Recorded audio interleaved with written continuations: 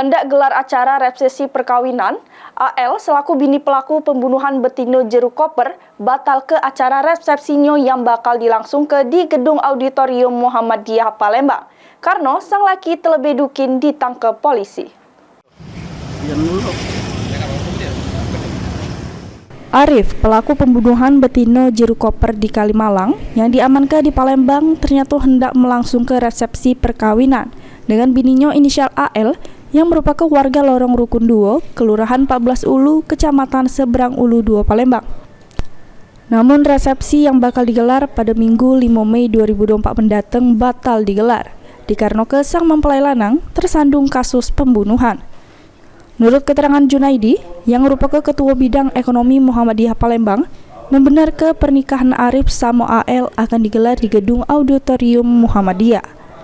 Bahkan tenda di luar gedung sudah sempat dipasang, tapi dibongkar lagi karena acara tersebut dibatalkan. Hal tersebut secara tiba-tiba sang pengantin Betino melalui wedding organizer-nya ngomong membatalkan acara dengan minta balik ke duit yang sudah dibayarnya secara lunas. Tapi selaku pihak gedung tidak bisa balik ke duit secara utuh lagi. Awalnya DP ini di tahun 2023 loh DP. Udah lama. Tanggal lupa Pak ya bulannya? Enggak salah Agustus enggak salah. Jadi dibatalin sama yang lalu kira-kira sekitar seminggu lalu pelunasan.